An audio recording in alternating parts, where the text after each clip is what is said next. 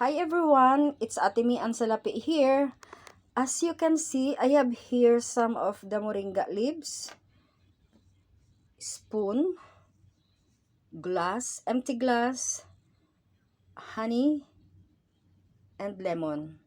So for today's video guys, I want to teach you how to use these moringa leaves to cure the cold and flu. Since I have a cold and flu, so I'm gonna use this instead of buying medicines.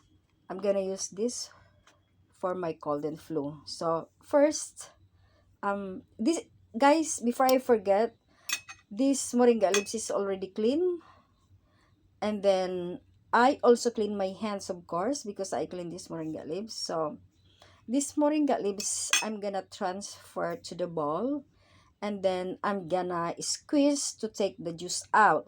But if you have the pestle and mortar, or other kind of like stronghold, like grinder crushes, you can use them. But because I don't have that kind of a thing, so I'm just gonna use my hand to squeeze this and take the juice out. Let's go. So now I transferred this moringa in the bowl, and then before I squeeze this, before I mash, I'm gonna squeeze lemon in here,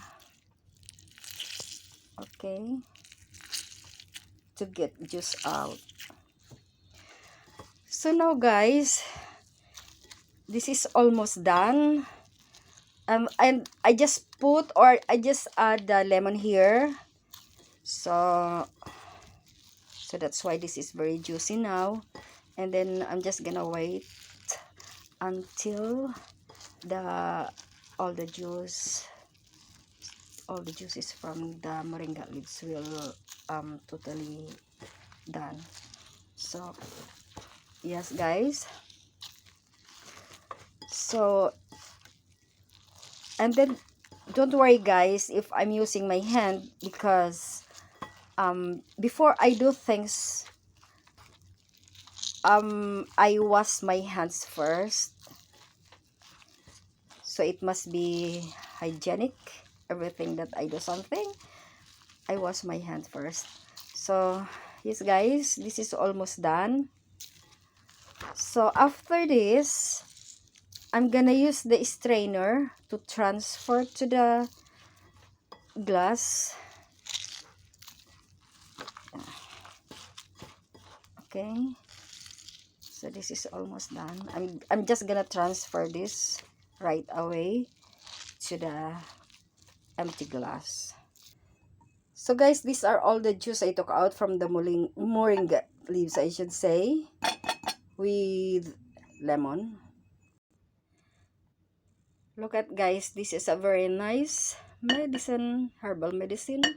So these are all the juice I got from the moringa leaves with what is this?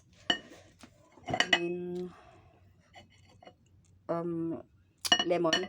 So I'm gonna add half tablespoon of honey. It's here. It's up to you guys if how much you want. 1 tablespoon or half tablespoon, it's okay. So now I mixed it with a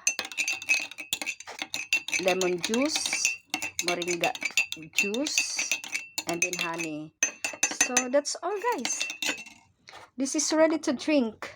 Guys, this in my observation or in myself, because I used to drink this in my province. So this is a very effective medicines for the cold and flu, for the fever, something like that.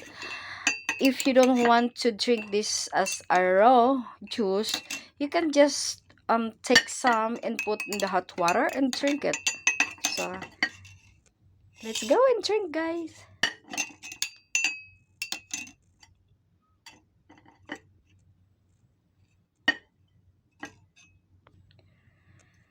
Let's drink. It's done and so yummy. Guys, you can make this 3 times a day. One in the morning after breakfast, you can drink in the lunchtime, and then you can drink in the dinner time, like after dinner. So this is, guys, like 100% recommended po that this is very effective medicines for the cold and flu. Thank you so much, guys, for watching. I hope I have you in this way to cure your sickness po, regarding your cold and flu, fever, something like that, or whatever. Like, not only for the sickness, like this is a good vegetables po.